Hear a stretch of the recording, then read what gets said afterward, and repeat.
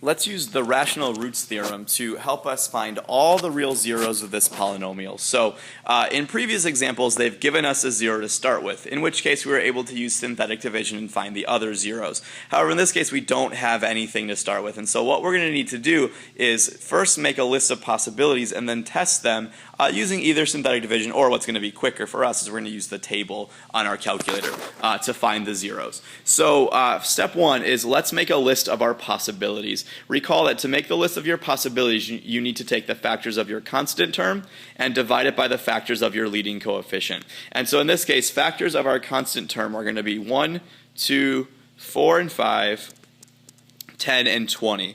All of those numbers are numbers that can be divided into 20. So there's my list of all the factors of the constant term. They gave me 1 as the leading coefficient, which is nice because the only factor of 1 is 1. So dividing everything in that top list by 1 gets me obviously the same list. So my possible rational zeros are 1, 2, 4, 5, 10, and 20. As well as all the negative versions of those numbers. So I like to include parentheses and just put a plus or minus, telling me that each of those I could distribute the plus or minus sign to. So we know that this problem has at most 3 real solutions. It has 3 solutions. They may be real or imaginary, but it's got 3 solutions because the highest exponent is 3. And so looking at my list, I've got 1, 2, 3, 4, 5, 6, 12 possibilities. So I have 12 things that could work, and I know only 3 of them at most will. And so what I need to do now is start testing those. So your book suggests you go ahead and try synthetic division. You'd keep trying those until you found a remainder of 0. Finding a remainder of 0 when you do synthetic division would tell you found a 0. However, we're going to have a faster way. We're going to use our calculator on our table to test these and look for zeros. So we're going to switch over right now and do that. So hopefully you have your calculator handy. Let's switch over and see how we can use the table to find the zeros.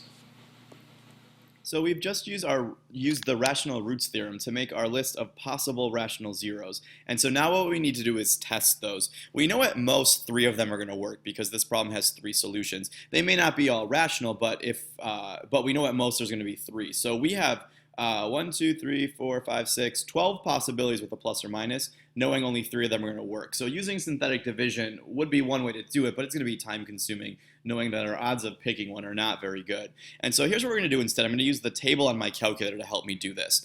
I've gone ahead and already typed in my polynomial. Go ahead and do that yourself. What I'm going to do though, rather than just go to my table directly, I want to change the setting on my calculator. To do this, press second and window.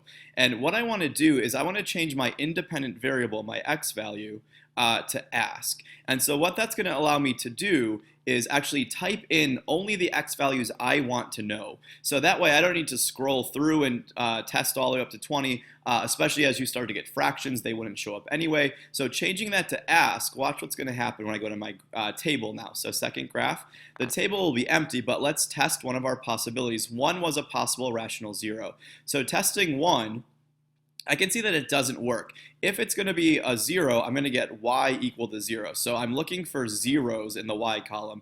Let's try 2. 2 doesn't work either. And so what I want you to do is, at this point, pause the video and test all these yourself, if you haven't looked and seen the answers already, until you can find the ones that work.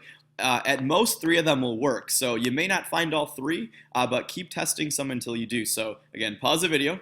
Otherwise, if you want to just cheat and kind of watch me do it, you can do that, but I'd recommend you guys try it on your own.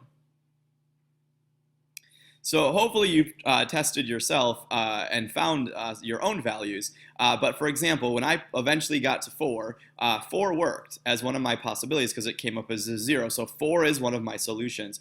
5 also worked. And then -1 was the final one that worked. So I happen to find all 3. That's good news. If you find all 3 zeros, or all 4 zeros, or however many there are, you're done with the problem. We found all 3 of them. So those are my 3 zeros from the list of 12 that we had as possibilities. Some of you are probably wondering, well, what do you do if you don't find all 3? And that's an excellent question, and one that we will answer in our next video.